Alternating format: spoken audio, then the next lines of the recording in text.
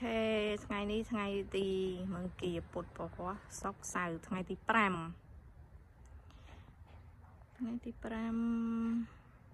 យូរជាងគេគឺយូរ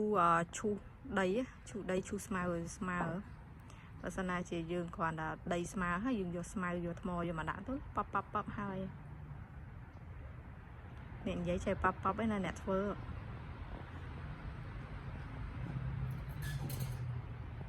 មានមេការត្រួតពិនិត្យចាំត្រួតពិនិត្យថាមេជាងធ្វើត្រូវតាម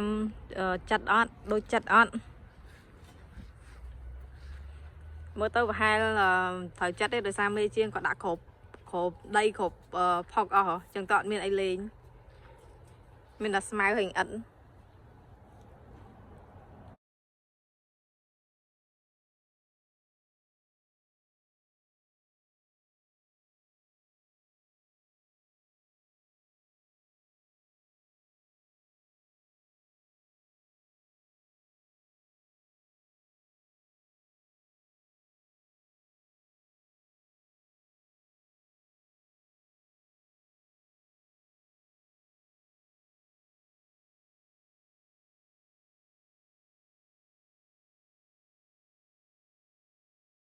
អូខេនេះ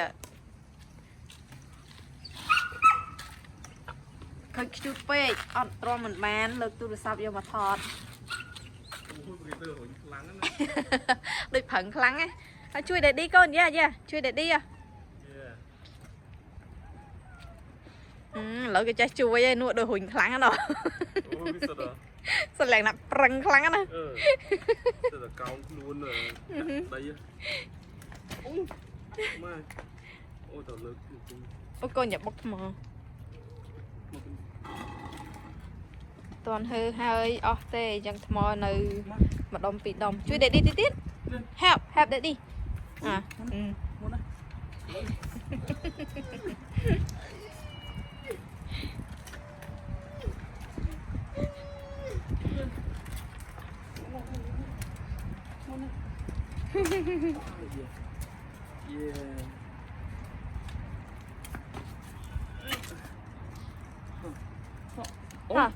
ហ៊ុញ help daddy អើយហ៊ុញកូនហ៊ុញអត់អីលើកហើយគេដឹងហើយយ៉ាផ្លូវនឹងឡើងខ្សឹកអីហ្នឹងឯងដឹងហ៎ Thank you good girl យ៉ាហ៊ុញនៅមុខតើនេះ good girl អើកូនណាចេះជួយ daddy គេនេះជួយ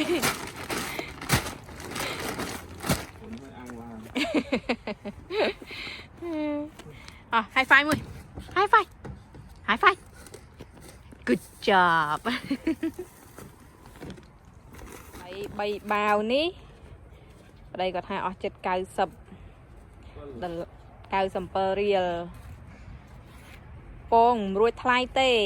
ក៏ប៉ុន្តែគ្រាន់តែថាយើងជាអ្នកចូលចិត្តចិញ្ចឹមមាន់អញ្ចឹងណាយើងចិត្តតែចិញ្ចឹមយ៉ាក៏ប៉ុន្តែបើវាពងវាមាន់ថ្មីដូចមួយទៅយកមកថ្មីអីហ្នឹងតែពេលវាពងឆ្នាំដំបូងគឺវាពងឲ្យច្រើនមែនតែដល់ពេលឆ្នាំបន្តវាយ៉ាលហើយវាអត់សូវ